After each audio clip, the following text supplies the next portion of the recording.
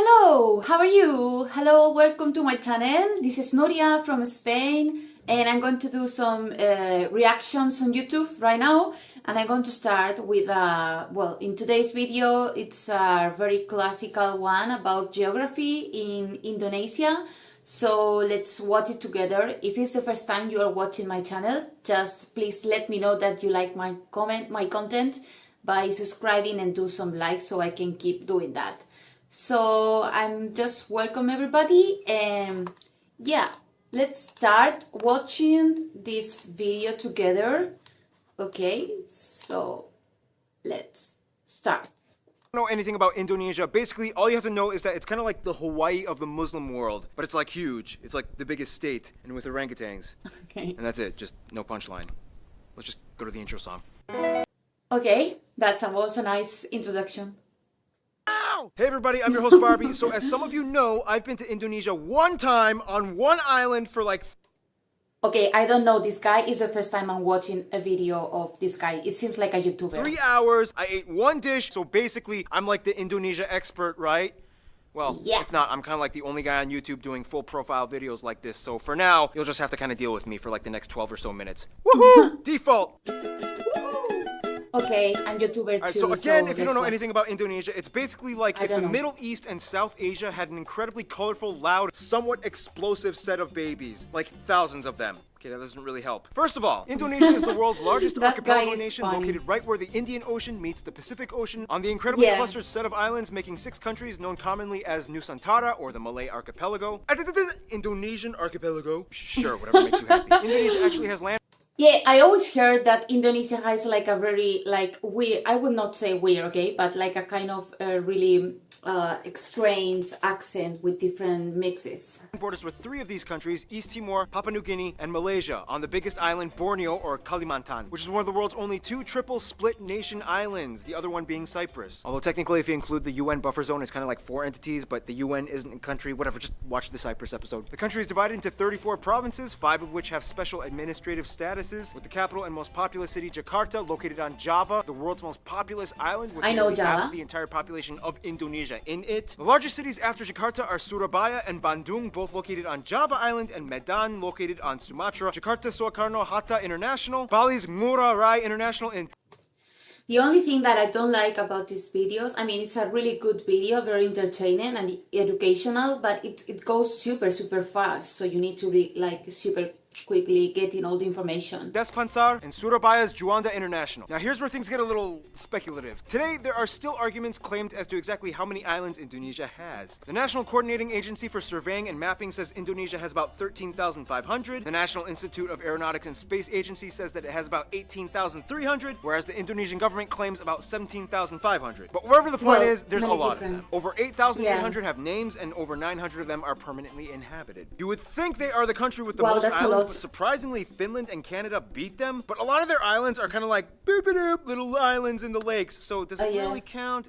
I guess. Now let's talk about the 5 special administrative provinces. They are Aceh, Yogyakarta, West Papua and Papua, and the capital Jakarta. Now, no surprise, the capital Jakarta acts as its own political entity. Lots of countries do that. But what about the others? First, Aceh. Aceh is kind of like the black sheep of Indonesia. It's the only province in which Sharia law is fully implemented. Also, they kind of have like a ton of oil. So yeah, they've kind of asserted a very independent ideology that sets them apart as autonomous from the rest of Indonesia. Then you have Yogyakarta, which is the only region that... There is always countries like this that they have like different parts, like one of these parts are like super independent from the others, and actually also is related to economic or business things. Is still governed by a pre-colonial monarchy, the Sultan of Yogyakarta, who acts as a hereditary governor. Otherwise, we get the 2 Papuas, which collectively used to be the province called Irian Jaya, but then in 2003 they got split into 2. Basically, this is the place that has the least in common with the rest of Indonesia. It has a culture and background closer to their cousins across the border in Papua New Guinea. So then why is this part of Indonesia? Well, long story short, Indonesia was basically like, well, now that we have our full sovereignty, we get everything that the Dutch colonized. But the people of Papua were not too happy, so then Indonesia was like, all right, we'll give you a vote to stay or leave. However, we would strongly implore you to make the right decision. Yeah, so they voted to stay money, in. A lot of people complained. There's still some current opposition, and to this day, the area has a relatively high level of autonomy, and the government kind of just leaves them alone, except for when it comes to mining for resources. Oh, in the South Maluku area, always like the same kind of topic. Like we give you some permissions, but generally speaking, we control all of the territory and we control all of the autonomy of the Area region. also kind of has like an independence dispute thing kind of going on, but the major opponents to the Indonesian government are primarily based in the Netherlands. Then you have the strange Riau Islands, which look like they should belong to Malaysia, but they don't, even though they have a strong Malay-derived culture. Then you have the Ambalat Sea Block, which has a ton of oil that both they and Malaysia argue over. So that essentially covers most of the administrative divisions of Okay, it's the first time that I know that Indonesia has oil. I didn't know Indonesia. Some of the most notable spots of interest in Indonesia might include the National Monument and Museum, Royal Keraton Ngayogyakarta Palace, Ratu Boko, the Magelang and chicken-shaped churches, Borobudur, disputed to be the largest Buddhist temple in the world, Maimun Palace, the Taman Sari Underground Mosque, the Equator Monument, the Pura Ulun Danu Bratan Lake temples. Yeah, try to say that 5 times fast. Pura Ulun Danu the Batan Lake. The Millennium Bridge, the Sacred Monkey Temple, the Hellmouth or Elephant Cave, 7-story pagoda of Cebu, the smoked mummy villages of Aikim and Jiwika in Papua. Or if you're lazy, you can just go to the Taman Mini Indonesia Indah Park, which kind of has like a bunch of replicas of all the famed sites in Indonesia. Oh, and keep in mind, there's Dutch colonial style buildings all over, too many ancient temples and pagodas to list. And no matter how many buildings and landmarks are built, they will never compare to what Mother Nature has done. Which brings us to... Encuentra el hotel perfecto para ti en booking.com. Indonesia's land. Well, I guess like there is like a florist country that has like many different parts in terms of religion, culture, and language from the colonized of the Dutch people, but also from different parts of the world. So it's like as he's saying really, really well, like a florist country. Land is like that one ex we all had back in our 20s that we trusted a stupid friend to hook us up with. Super attractive, but almost killed you a few times. Indonesia lies on what is labeled as the prehistoric continental shelf known as Sundaland, which during the Ice Age times pretty much connected all of the islands together before the Wallace Line until the ice melted and filled in the gaps. Now this is where things get incredibly messed up. Not only is Indonesia right in the worst part of the Ring of Fire, but the country is basically smashed between 3 converging major continental plates, the Eurasian, the Pacific, and the Australian plates, with dozens of minor plates and rifts like the Sunda, Timor, Banda, Molucca, and so on. This in return gives Indonesia over 400 volcanoes, disputably more than any in the world, with over 150 active ones, making it the most volcanically active country in the world as well. This means on a daily basis, Indonesia experiences on average about 4 earthquakes a day, ranging anywhere between... So one of the most, in terms of 4 earthquakes a day, and then a lot of volcanic interaction. That's not a really good invitation to go to Indonesia. I mean, it's always like a paradise to go, but kind of dangerous. Between the small, timid 3 to a noticeable 6 on the Richter scale. And you never know where or when they will happen. Oh, that's great. So you are on the beach and then suddenly you die. As the warmer, humid climate allows moisture and minerals to coalesce, creating some of the most fertile land on the planet. This is why places like Hawaii and Iceland are so radically different despite both being volcanic islands. In the end, Indonesia got blessed with a flourishing abundance of flora and fauna, the second highest concentration in the world after Brazil, many of which being endemic species like the Rafflesia arnoldi and the Titan arum, the largest flowers in the world, which each smell like rotting corpses. And at over 180, they also have the highest concentration of mammals out of anywhere in the world. Nonetheless, the national animal is actually a reptile, the largest in the world at 3 meters long, the famous Komodo dragon, which you can find a bunch of on Komodo Island, I know that. Which is where they get their name from, and they can kill people. Just a heads up. And the surprisingly not national animal, even though everybody knows and loves. Sorry, I'm not happy because this Komodo dragon wants to kill people, but I knew that that animal, like one of the super unnatural, we can say, like animals in the world. Which is like if you go to the prehistory with the dinosaurs, if you go back to the dinosaurs' time. So that's quite adventurous. Loves them. The only great ape in Asia, orangutans, are only found on this archipelago as well. By the way, they look docile and quiet, but orangutans can rip off your arm if you anger them. So don't. Otherwise, the largest mountain, Puncak Jaya, is located in the east in Papua. The longest river, the Kapuas, flows on Kalimantan, or Borneo Island, starting in the east, emptying into the South China Sea. The largest lake, as well as the largest volcanic lake in the world, Lake Toba, can be found on Sumatra. This is also the site of the largest speculated volcanic explosive eruption on Earth that essentially created a worldwide volcanic winter. The eruption was so big that you can literally observe ashes from the explosion that went as far as Malawi in East Africa. Remember, guys, Mother Nature is beautiful, but if she wants, she can fucking kill you. Close to Puncak Jaya is Grasberg, the largest gold and copper mine in the world. And on Mount Ijen on Java, which spews out blue lava, all over you can find intrepid sulfur miners that literally go into the base of the volcanic craters, risking health just to get raw sulfur ores. Otherwise, you have other anomalies like the Sidoarjo mud volcanoes, the three-colored lake Kelimutu in Flores, and the Kakaban Island jellyfish lake. Too many strange places. To this day, Indonesia is the #1 producer of palm oil, cloves, cinnamon, nutmeg, coconut, and vanilla. Some national dishes might include things like rendang, satay, gado-gado, lontong, ketupat, papeda, ikan bakar, tempek, tumpeng, lemang. The national dish, nasi goreng, which basically just means fried rice, which has no exact recipe. You can mix it up and kind of do whatever you want to it. Oh, and keep in mind, Malay. Well, I'm going to stop for a minute. This kind of diet is like very similar to any kind of, it's like a mix, as I say, like a mix or Indian, Malaysia, also Asian culture, Asian gastronomy culture. So it's a combination, like it tastes, I don't know, but it seems like really, really good to try and taste and very healthy. Asia might argue that some of these dishes belong to them, but that's a whole other story tied in with history and culture. We got time. Why not talk about it? Now, there's a lot of curious mysteries when it comes to Indonesia's people. Like, how did they become predominantly Muslim? Or what's the whole deal with them in Malaysia? Or wait, this guy is considered an Indonesian? What? First of all, the country has about 263 million people, making it the 4th most populous country in the world, with the largest population of Muslims as well. Now, here's the thing. In a sense, yes, 95% of the population is considered native Indonesian. But that's an incredibly broad term, considering that Indonesia has about 300 different ethno-linguistic groups.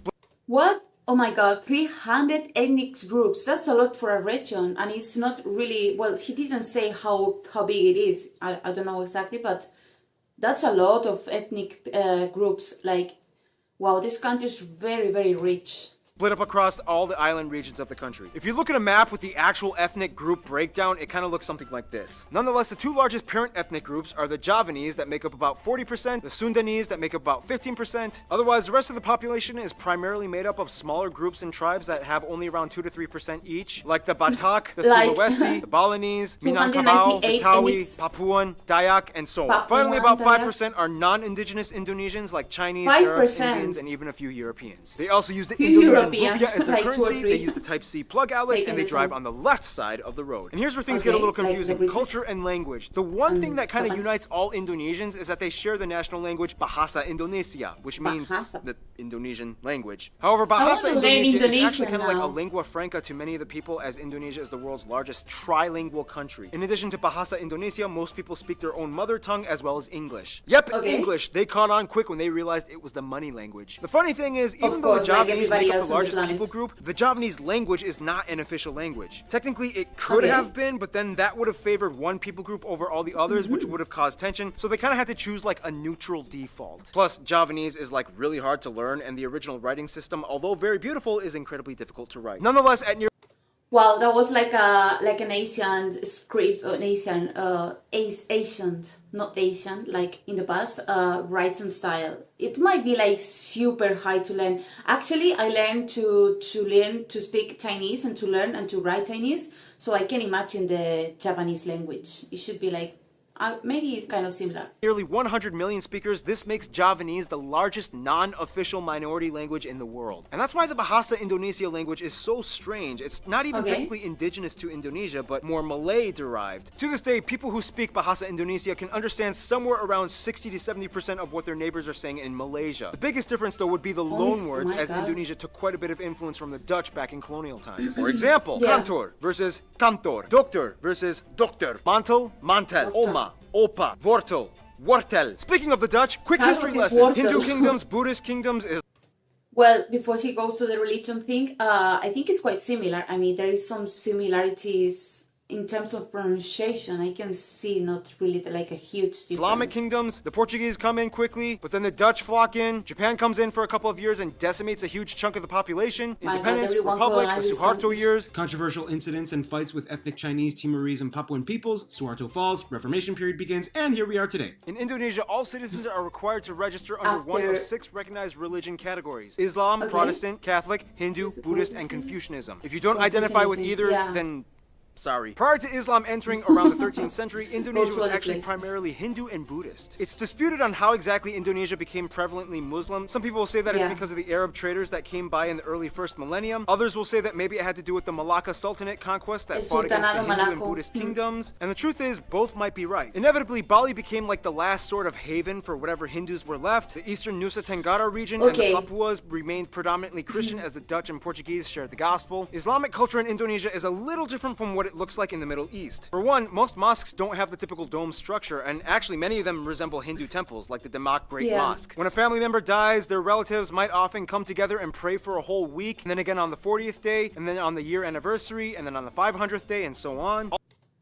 Okay, I'm gonna stop. Well, that was a kind of really multicultural and religious place. Like, you can see many different religions. The good thing about this, when you are like from somewhere else and you go, move on to one new country, new place, that you can reflect yourself immediately on this place because you have the language adapted, you have probably the religion itself in that place, so you can like adapt very quickly. So I don't think it's a kind of handicap, so completely the opposite. Also, the night before Eid al-Fitr, the youth might gather and go around neighborhoods reciting the takbir. Those are some things you don't really typically find in the Middle East. Clothing modesty customs are pretty loose. Not all Muslim women wear hijabs, however the ones that do might also complement it with Western clothing, like branded t-shirts with skin-tight sleeves and jeans. When I was in Indonesia, I saw a hijab-wearing woman with short sleeves and capri pants exposing her calves. I was like, can they do that? Now, of course they can, and there are many other countries that they can, like, you can see the woman wearing the hijab, and also dressing like a Western, okay, we'll say that like that, Western woman. So it's really common, and also in Malaysia, I think, some parts in India. So there are many countries that women dress like that. I don't know why he's so surprised. Maybe he doesn't know.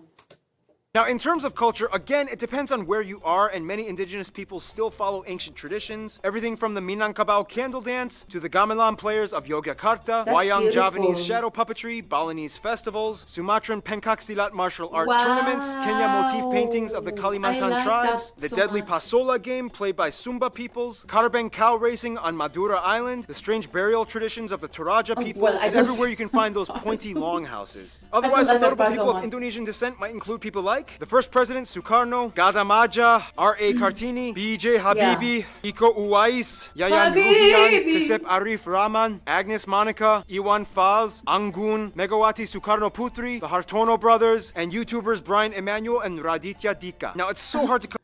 I love that he's missing the YouTubers with a lot of academic or maybe philosophers, activists in Indonesia. Like, right now, the YouTuber is at the same level as any kind of academic person. Cover Indonesia's culture because there's so many different people groups, each with their own cultures. It's insanely colorful and rich. I wish we could cover more, but we gotta move on to some diplomatics, shall we? Descubre miles de artículos únicos en Vinted. Ahorra dinero extra, consigue un toque extra.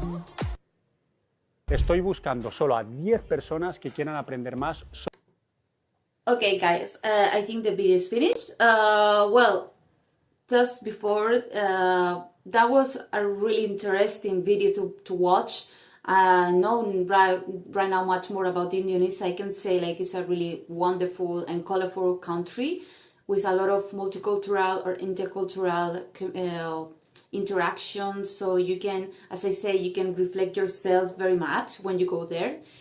And really interesting place to learn about the world, because when you are in a territory or in a region, in a state that is completely different to yours in terms of cultural thing, religion, language, like probably you learn faster than in other places. And just Indonesia reminds me to any other, I would not say it's the same, okay, but it reminds me to other kind of places in Asia, very like the style. Yeah, thank you for this information. I hope you like this video, guys, and we'll see you soon in another video. Bye bye. If you like it, please subscribe and give some comments below. Thank you. Bye.